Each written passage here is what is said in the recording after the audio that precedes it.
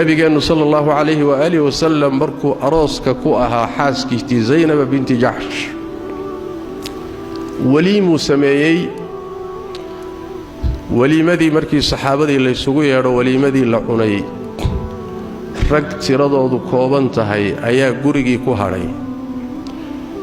جوريه قلل بدن كلا لما أهاي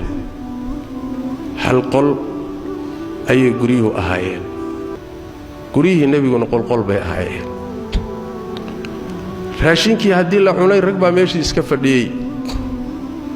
oo sheeko isaga qabsaday nebiguna wuxuu rabaa sallallahu alayhi wasallam xaaskiisa inuu la guri galo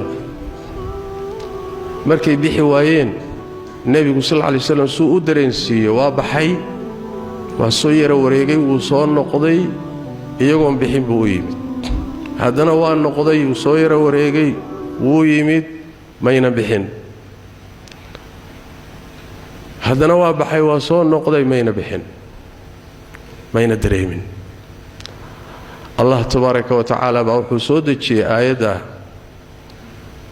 yaa ayuha aladiina aamanuu laa tadkhuluu buyuuta annabiyi ila an yu'dana lakum ilaa طacaamin hayra naadiriina inaah mu'miniintiioo guryaha nebiga ha gelina ilaa in laydinku yeedho cunto mooye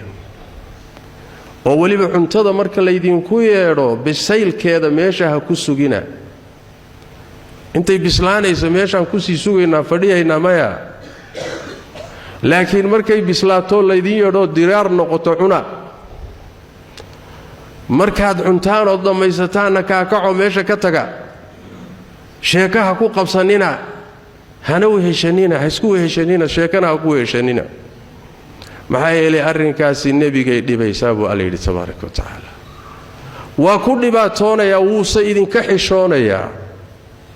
yu'di الnabiya fayastaxyii minkum wallahu laa yastaxyii min alxaqi allahse xaqa ka xishoonnina arrintaa ha samaynina wuu ku dhibaatoonayaa laakiin haddana wuxuu ka sariiganayaa inuu raggaa ku yidhaahdo dee hawshii way dhammaatay maxaa meesha u fadhidaan dad cuntaad laydinku yeedha cuntada haddaad cunteen wabilaahi tawfiiq meesha ka taga nebigu sal alla alayh wasalam afkiisa waa soo marin waaye waa xishooday